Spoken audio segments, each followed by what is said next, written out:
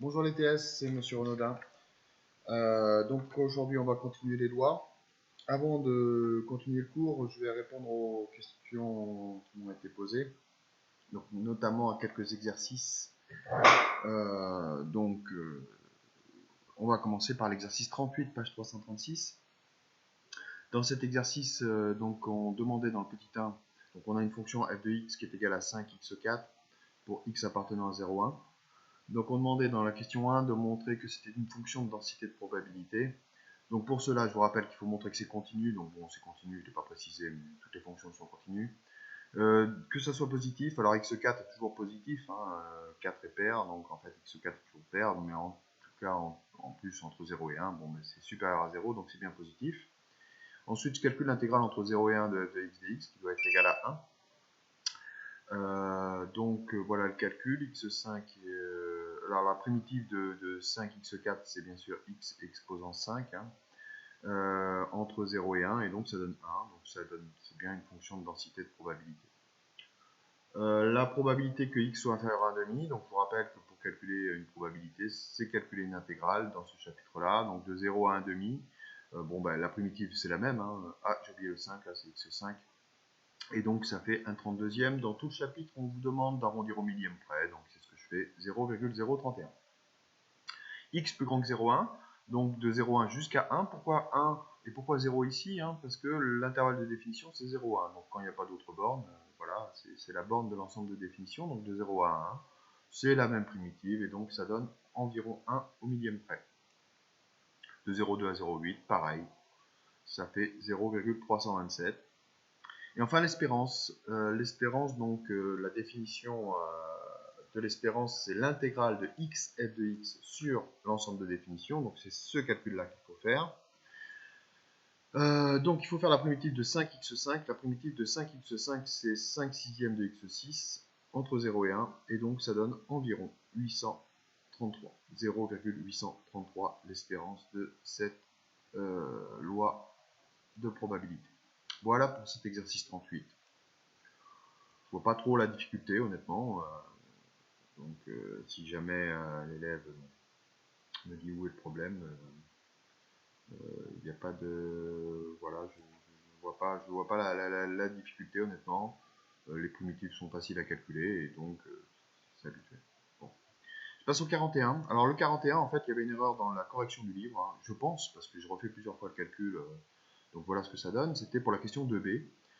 Calculer un sachant, donc p de x plus petit que pi sur 3, quand x est plus grand que pi sur 4. La fonction de densité, c'est cos x sur 0 pi sur 2. Donc là, j'ai traité que la question 2b. Donc voilà ce que ça donne en utilisant p de a sachant b. Là, que x soit plus grand que pi sur 4 et que x soit plus petit que pi sur 3, ça revient à ce que x soit compris entre pi sur 4 et pi sur 3. Divisé donc par p de x plus grand que pi sur 4. Alors, j'ai détaillé les calculs ici. Là, j'ai calculé p de x compris entre pi sur 4 et pi sur 3, donc ça donne cette intégrale. La primitive de cos x, c'est sinus x. Donc voilà ce que ça me donne. Ça me donne racine de 3 sur 2, moins racine de 2 sur 2. Le dénominateur, j'ai calculé ici, donc plus grand que pi sur 4, donc c'est entre pi sur 4 et pi sur 2, parce que la borne supérieure, c'est pi sur 2. Donc pareil, la primitive c'est la même, donc ça donne 1 moins racine de 2 sur 2. Donc voilà ce que ça donne comme calcul, et moi la calculatrice je trouve 0,543, contrairement à la correction du livre qui donne 0,200 et quelques je crois. Voilà ce que j'ai trouvé, j'ai refait le calcul, je pense que c'est ça, honnêtement. Si vous trouvez autre chose que ce résultat là, n'hésitez pas à me le dire. Je continue avec les exercices que j'avais donnés la dernière fois.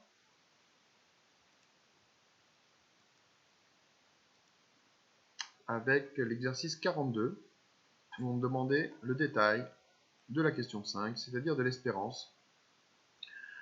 L'espérance de xf de x, donc enfin l'espérance, donc ça donne entre 0 et pi sur 4, parce que la fonction est définie sur... entre 0 et 4, pardon. Parce que la fonction est définie sur l'intervalle 0,4. Donc voilà le calcul qu'il faut faire. Ça c'est la formule de cours.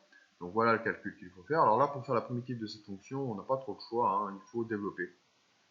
Je vais passer, j'étais un peu vite là, j'ai utilisé la formule de a moins b au cube. Sinon, il faut mettre au carré et puis après redévelopper. Hein. Voilà ce que ça donne. Je multiplie par x, voilà ce que ça donne. Je calcule la primitive maintenant. Donc la primitive de x, c'est x au carré sur 2.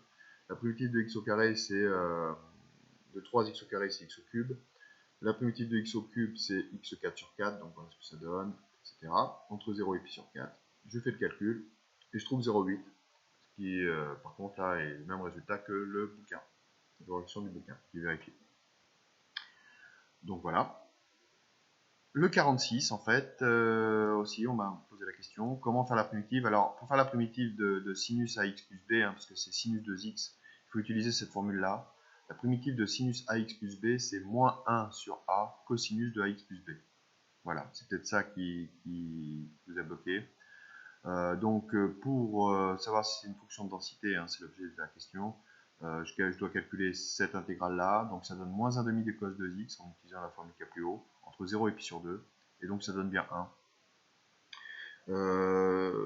Si x est compris entre 0 et pi sur 2, 2x est compris entre 0 et pi.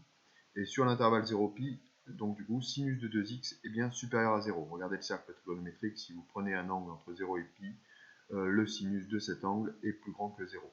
Donc c'est bien une fonction de densité, c'est positif, et l'intégrale est égale à 1. Donc voilà pour ce qu'on a fait, ce que je vous ai donné précédemment.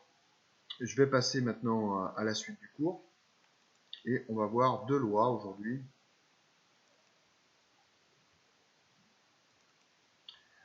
On va commencer par la loi uniforme. Voilà. Donc, je répète la structure du cours quand même. Hein. Tout ce qui précède ici, espérance, calculer une probabilité, c'est pour cette propriété-là. Et calculer une probabilité donc, qui est égale à une intégrale. Tout ça, c'est valable pour la suite du cours, pour toutes les lois qui vont venir. On va voir la loi uniforme, la loi exponentielle, la loi normale centrée réduite et la loi normale. Et donc pour toutes ces lois-là, ce sont des cas particuliers avec des fonctions particulières, des fonctions de densité particulières. Donc comme ce sont des cas particuliers, on peut utiliser les formules et les calculs comme précédemment. Mais il y a des cas particuliers qu'on va utiliser, qu'on va voir. Donc déjà la loi uniforme. La loi uniforme, c'est associé à une fonction de densité constante. C'est-à-dire, si on revient à une fonction, non, j'ai pas de fonction ici. Donc la fonction est parallèle à l'axe des abscisses. Alors bien sûr, elle doit être égale à 1 sur b moins a. Pourquoi? Parce que l'intégrale sur l'intervalle de définition doit être égale à 1. Et donc l'aire sous la courbe doit être égale à 1. Donc forcément, la hauteur de la fonction doit être égale à 1 sur b moins a. Parce que la largeur, c'est b moins a. Donc si on calcule l'aire sous la courbe qui correspond à l'aire d'un rectangle, hein, il faut que cette hauteur soit de 1 sur b moins a pour que le produit donne bien 1 et que ce soit bien une fonction de densité. Dans ce cadre de la loi uniforme, pour calculer une probabilité, vous avez cette formule-là, tout simplement. Voilà. Donc la loi uniforme définie sur un intervalle AB, qui est donné dans l'exercice, la probabilité que x soit compris entre c et d, c'est égal à ce calcul-là. Voilà. Alors ça ne concerne évidemment que pour la loi uniforme. Une autre façon de faire, c'est d'utiliser donc le calcul de l'intégrale avec la fonction f de x qui est égale à 1 sur b moins a. Et ça donne le même résultat. Et dans le cadre d'une loi uniforme, et seulement dans le cadre d'une loi uniforme, l'espérance, c'est la somme de a plus b divisé par 2, où a et b sont les bornes de l'ensemble de définition de la fonction de densité. Voilà.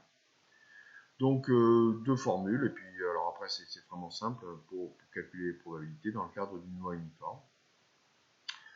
Avant de passer à la loi exponentielle, les exercices que vous pouvez faire pour ça. Alors bon, j'en ai pas corrigé honnêtement parce qu'ils sont vraiment simples, mais bon, si vous avez besoin, n'hésitez pas. Alors, vous pouvez faire les exercices 47, vous n'êtes pas obligé de tous les faire, hein, vous allez voir, c'est un peu la même chose à chaque fois, il faut juste comprendre le fonctionnement. Le 50, le 52, le 53, le 59 et le 60. de la page 337. Voilà, vous pouvez faire tous ces exercices. Je vais quand même en dire quelques mots pour vous guider, mais encore une fois, ces exercices assez simples. Voilà, page 337.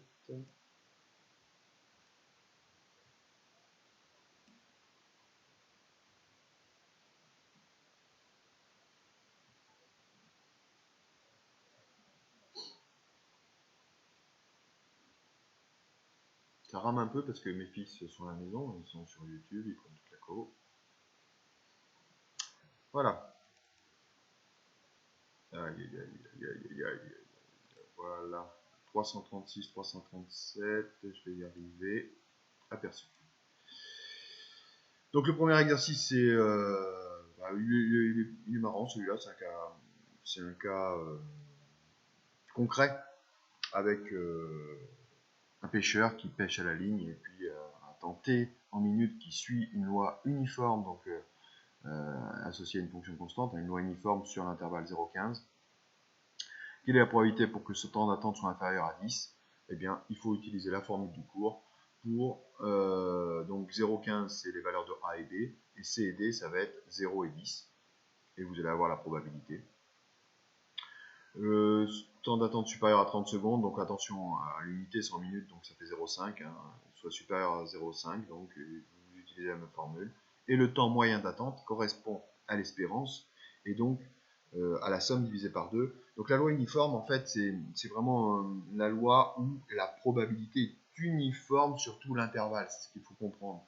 Et donc, si le temps d'attente pour la pêche est entre 0 et 15 minutes, et que vraiment la probabilité reste la même, hein, il y a beaucoup de phénomènes naturels qui suivent cette loi uniforme, et on peut considérer que la pêche à la ligne suit une loi uniforme, eh bien le temps d'attente moyen est de 7 minutes 30, le milieu de l'intervalle, la somme divisée par 2.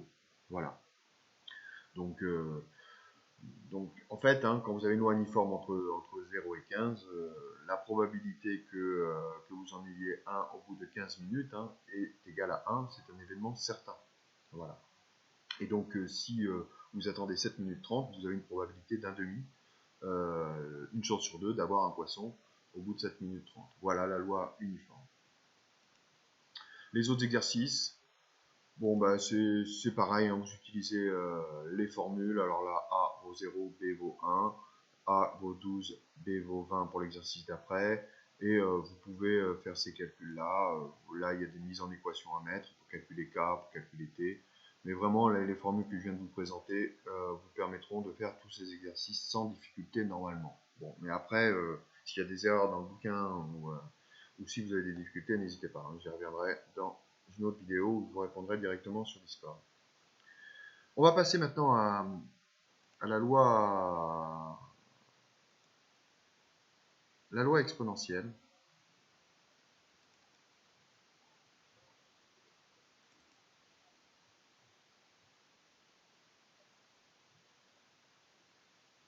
De paramètres lambda. Alors, encore une fois, c'est un cas particulier. Et donc là, on va s'intéresser à une loi qui suit une loi exponentielle. Encore une fois, il y a pas mal de phénomènes naturels qui suivent cette loi exponentielle. Hein, c'est pas pour rien que je vous la fais étudier. Notamment le vieillissement des appareils électroniques, par exemple. Hein, la durée de vie d'un appareil électronique suit une loi exponentielle. Des choses comme ça. C'est souvent associé à des durées de vie. On va le voir dans les exercices. Et vous avez un paramètre lambda. Alors le paramètre lambda est très souvent donné dans l'exercice. Donc la fonction de densité associée à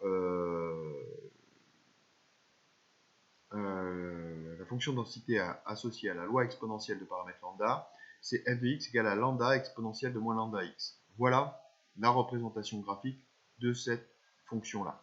Là, vous avez un cas où lambda égale à 1,2 et l'autre lambda égale à 0,5. À noter que c'est défini cette fois sur un intervalle 0 plus l'infini. Voilà. Et donc, pareil, pour calculer des probabilités, avec la loi exponentielle, vous avez des formules toutes faites. Ces trois formules. Voilà. Donc, il suffit de les appliquer.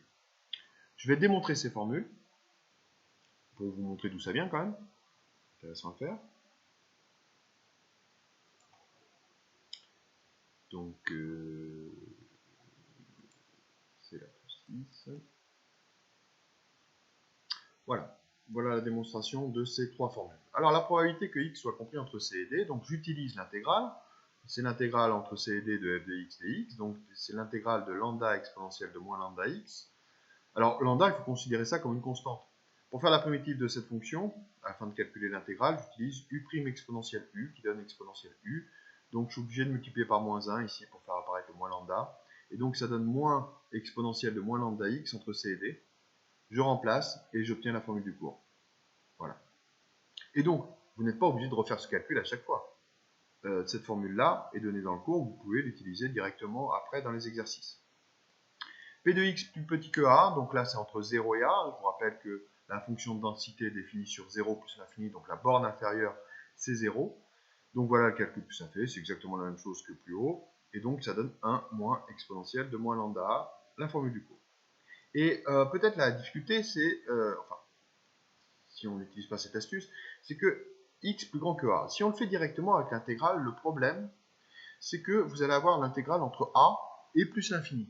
Et l'intégrale entre a et plus l'infini, en terminale, vous ne savez pas à quoi c'est égal. On a juste calculé des intégrales entre deux réels. Entre a et plus l'infini, c'est pas possible. Mais j'ai une petite astuce, j'utilise le complémentaire. La probabilité que x soit plus grand que a, c'est 1 moins p de x plus petit que a. Et donc, ça donne ce calcul-là, j'utilise le résultat qui est fait ici, et donc ça donne exponentielle de moins lambda a, la formule du cours. Voilà. Voilà. Alors, on considère la variable. Alors, l'espérance, l'espérance mathématique pour une loi exponentielle, c'est tout simplement 1 sur lambda.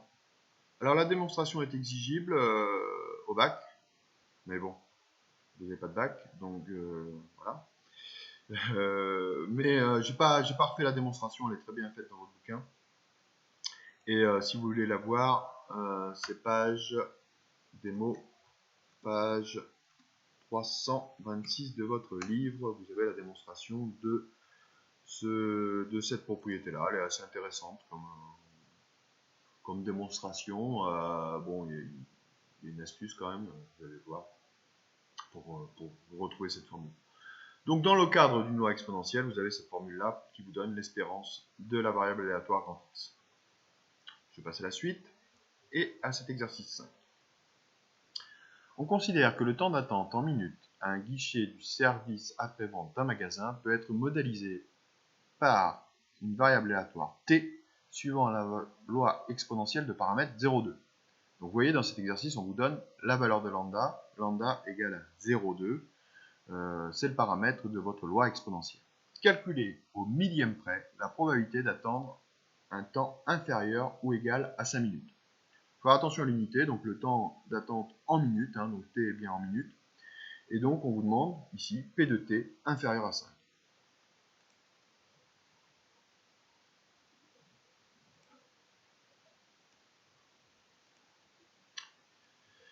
Donc P de t inférieur à 5, j'utilise la formule de cours. Voilà ce que ça donne. Le paramètre lambda c'est 0,2. Donc voilà, j'arrondis au millième, parce qu'on me demande de le faire. Donc ça fait 0,632. Donc on a une probabilité de 0,632 d'attendre moins de 5 minutes. Ensuite, calculer au millième près la probabilité d'attendre plus de 10 minutes. Plus de 10 minutes, donc c'est t supérieur à 10. Formule de cours, 0,135. Un client se présente au guichet, quel temps peut-il espérer attendre? Donc c'est le temps moyen d'attente, c'est vraiment l'espérance qu'on vous demande ici. Donc encore une fois, formule de cours, 1 sur 0,2, 5 minutes. On peut espérer attendre 5 minutes. Voilà, à ce guichet. Donc, on continue, non, rien d'autre à dire là-dessus.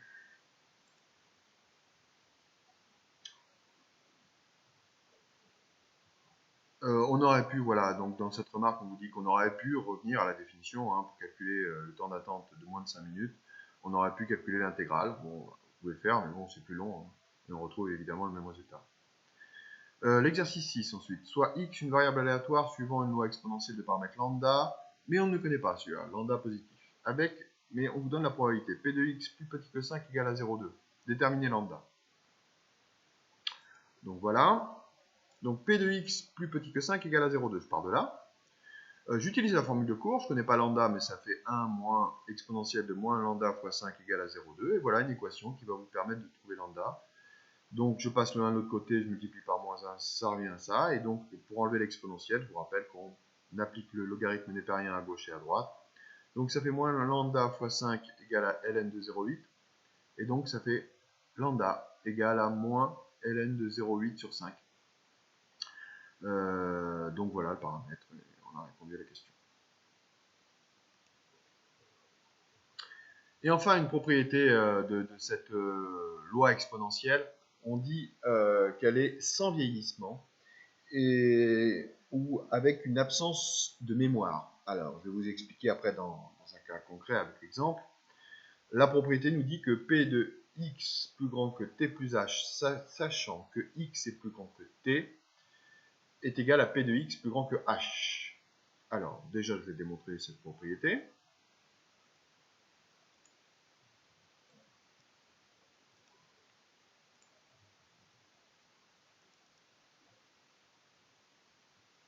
Voilà, c'est ici.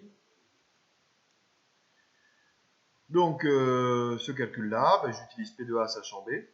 Voilà ce que ça donne. Alors, que le fait que x soit plus grand que t et que x soit plus grand que t plus h, je vous rappelle que h est positif, ça revient à faire que x soit plus grand que t plus h.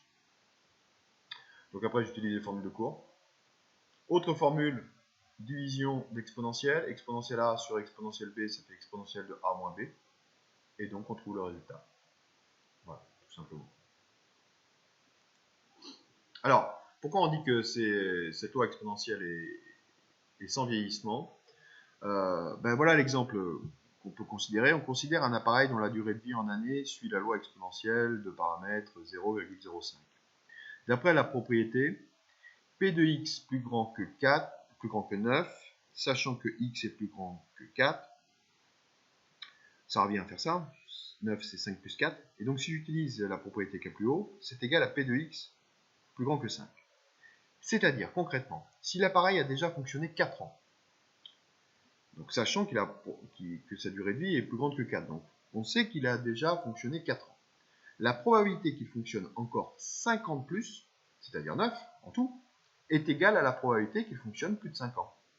Donc en fait, si vous prenez cet appareil, la probabilité qu'il dure 5 ans restera la même qu'il ait fonctionné depuis 10 ans, 1 an, ou qu'il sorte d'usine. C'est exactement la même probabilité. Donc c'est pour ça qu'on dit qu'il y a une absence de mémoire, c'est qu'importe en fait la durée de vie déjà faite, le temps de fonctionnement déjà fait précédemment. Vous prenez un appareil, ou sorti d'usine, ou qui a fonctionné déjà depuis 10 ans, la probabilité qu'il fonctionne encore 5 ans de plus restera la même. Voilà. Ça, c'est ce phénomène associé à ce phénomène de loi de densité, de loi exponentielle. Pardon. Voilà. Alors, on va passer aux exercices. Alors, pareil, il y en a, je vous en ai mis beaucoup, mais vous piochez dedans. Vous pouvez faire les exercices 61, 62, 63, 64, 65, 66, 67, 69, 70, 71 et 72. Quoi faire? Page 338. Alors pareil, il y a pas mal de redites, vous piochez dedans, suivant votre temps disponible, et puis si vous avez bien compris ou pas. Je vais en corriger un en détail. Un exercice assez intéressant qui reprend à peu près tout. Le 67. Je vais corriger en détail le 67. Voilà. Donc vous pouvez le faire, mettre pause, et moi je passe à la correction. Donc dans cet exercice 67, on parle d'une console de jeu dont la durée de vie est associée à une loi exponentielle de paramètre 1 sur 700. Lambda égale à 1 sur 700. A noter que lambda est souvent petit dans les exercices. Enfin encore, que dire qu'un nombre est petit, moi, ça m'énerve un peu. Est-ce que 1/700e est petit? Je ne saurais le dire. Donc bref, en tout cas, voilà le paramètre lambda, c'est 1 sur 700. Petit 1. Quelle est la durée de vie moyenne d'un composant de cette console de jeu? C'est l'espérance hein, qu'on vous demande. Donc formule de cours, 1 sur lambda, ça fait 700. 700 jours, hein, c'est dit dans l'énoncé que t est exprimé en jours. Donc la durée de vie moyenne du composant est de 700 jours. Voilà. Calculer la probabilité qu'un composant n'ait pas de défaillance durant les 120 premiers jours. S'il n'a pas de défaillance, alors là c'est de l'interprétation, hein, s'il n'a pas de défaillance durant les 120 premiers jours, ça veut dire que sa durée de vie doit être supérieure à 120 jours. C'est-à-dire, il faut calculer la probabilité que t soit plus grand que 720. J'utilise la formule de cours 0,842. Voilà. Ensuite, calculer la probabilité que le composant soit encore en fonctionnement au bout de 2 ans. Alors, le temps, donc la durée de vie soit encore en fonctionnement au bout de 2 ans, ça veut dire que la durée de vie du composant doit être plus grande que 2 ans. Alors t est en jours, donc 2 ans ça fait 365,25, je vais compter les années bissextiles, 0,24 et quelques sera peut-être plus précis encore, mais bon, x2, pas exagéré. On peut prendre 365 jours, hein. Là j'ai chipoté avec le 0,25. Bon bref, ça fait t plus grand que 730,5 et donc ça fait 0,352. La probabilité que ce composant soit toujours en état de fonctionnement au bout de 2 ans. Quelle est la probabilité qu'il soit en fonctionnement au bout de 5 ans, sachant qu'il fonctionne au bout de 2 ans? C'est la question 4. Alors là, j'ai utilisé la propriété de durée de vie sans vieillissement. Là. Donc, sachant qu'il il fonctionnait au bout de 2 ans et la probabilité qu'il fonctionne au bout de 5, donc ça revient à calculer la probabilité que t soit plus grand que 3 ans. Autrement, hein, vous pouvez faire P de A sachant B. Il n'y a aucune difficulté là-dessus. Hein. Voilà, vous pouvez aussi faire P de A sachant B. Vous n'êtes pas obligé d'utiliser la propriété du cours. Et vous devriez trouver 0,209 au millième près. Question 5 maintenant, qui n'est peut-être pas super évidente à mettre en équation. Alors, quel est l'énoncé? On vous dit, au bout de combien de temps aura-t-on 10% des composants en panne? Donc en fait, on vous demande cette fois une durée pour laquelle il y aura 10% des composants en panne. C'est-à-dire qu'il y aurait 10% des composants dont la durée de vie soit inférieure à cette valeur t qu'il faut que je cherche. Donc en fait, il faut que je trouve t tel que p de t grand t plus petit que t égale à 0,1. Voilà l'équation qu'il faut résoudre. Donc voilà ce que ça donne. Je passe de l'un autre côté, je multiplie par moins 1, je passe au logarithme népérien, je passe de l'autre côté, et donc ça fait environ, alors là on ne réussit pas l'arrondi, mais bon, j'ai arrondi au centième près, 73,75 jours. Voilà. Au bout de 73,75 jours, il y aura 10% des composants qui auront une durée de vie inférieure à 74 jours. Donc il y aura 10% des composants en panne au bout de 74 jours. Voilà. Et enfin, la dernière question, on vous dit que en fait, la console de jeu utilise deux composants en série. Alors, on vous précise bien dans l'aide que si c'est en série, il faut que les deux fonctionnent. Donc, quelle est la probabilité qu'au bout de 300 jours, la console fonctionne avec ces deux composants montés en série? Il faut que le premier composant soit supérieur à 300 et que le deuxième composant soit supérieur à 300. Les deux composants suivent la même loi exponentielle. Et on vous dit bien que c'est indépendant. C'est-à-dire que le premier peut être en panne indépendamment du deuxième. Donc, en fait, comme c'est indépendant, P de A inter B, je vous rappelle que si les événements sont indépendants, ça fait le produit. P de A fois P de B. Donc, ça fait exponentielle de moins 1 700 sur 700 fois 300, multiplié par la même chose. Et donc, ça donne environ 0,424. Voilà pour cette loi exponentielle.